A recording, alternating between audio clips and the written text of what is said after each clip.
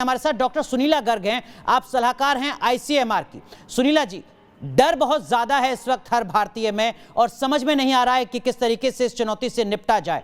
आने वाला वक्त किस तरीके से आपको नजर आ रहा है, आईसीएमआर किस तरीके से देख रहा है आने वाले वक्त को? देखिए, मैं in the capacity of member Lancet commission Covid India task force के विषय से और पब्लिक हेल्थ स्पेशलिस्ट की हैसियत से बात करूंगी।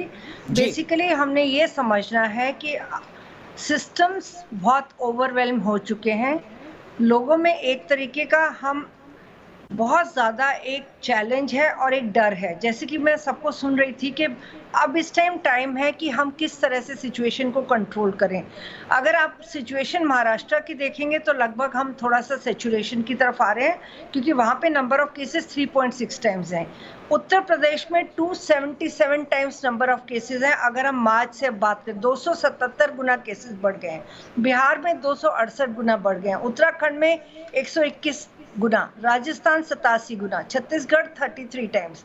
सो अब ये बहुत ज़्यादा ज़रूरत है कि ना केवल हम पुराना अपना ओल्ड जिसकी हम बात करते हैं मास्किंग, टेस्टिंग, ट्रीटिंग या वैक्सीनेशन जो कि फर्स्ट बेस से चालू होगा, परंतु अभी भी मैं देख रही हूँ कि वैक्सीनेशन पॉइंट्स अभी खाली पड़े हैं।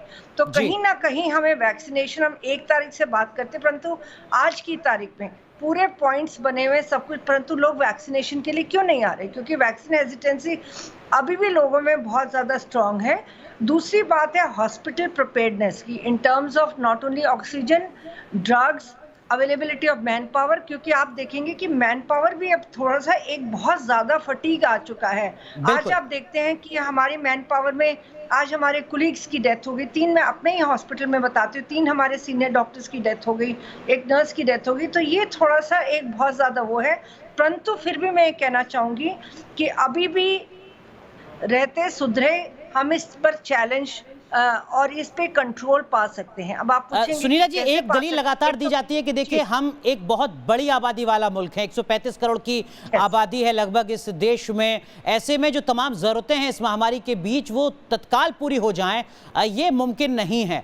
1 साल में भी क्या हम तैयार हो सकते थे? राज्यों के स्तर पर, केंद्र के स्तर पर शायद ये भी मुमकिन नहीं हो पाता तब, जबकि 3 लाख, 3.5 लाख मामले हर रोज सामने आ रहे हैं। क्या आपको लगता है कि वाकई आबादी एक बड़ी चुनौती है हमारे संसाधनों के, हमारे रिसोर्सेज के मुकाबले?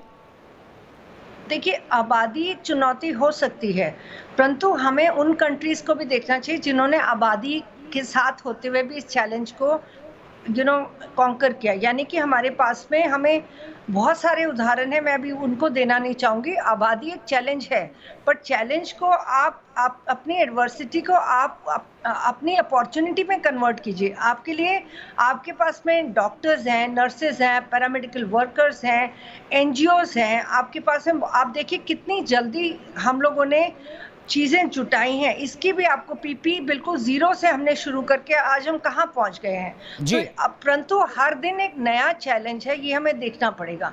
नंबर 2, हमें ये देखना है कि हमारी डिस्चार्ज पॉलिसी, एडमिशन पॉलिसी क्या है। जैसे कल ही मैंने इस पे चर्चा की थी, तो आज मैं देख रही थी कि 350 के करीब लोग ऐसे हैं उत्तर प्रदेश में ही जिनको कि डिस्चार्ज कर दिया गया क्योंकि वो एलिजिबल ही नहीं थे अस्पताल में आने के लिए। तीसरा, हमें होम बेस्ड केयर पे बहुत ज़्यादा ध्यान देना पड़ेगा।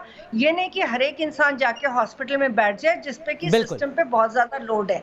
अभी तक आपके माइल्ड और मॉडरेट केसेस को हम अभी भी घर पे मैनेज कर सकते हैं। इसके लिए बहुत जरूरत है कि हमारी ये बेहद अहम बात आप यहाँ पर कह रही हैं एक एक्सपर्ट के तौर पर। अक्सर हम देखते हैं कि जब दिल्ली एनसीआर में डेंगू का कहर बढ़ता है तो तमाम जो लोग हैं वो एम्स में पहुंच जाते हैं कि हमको एडमिट कर लिया जाए क्योंकि हमें डेंगू हो गया है, तब जबकि वो घर पर भी ठीक हो सकते थे।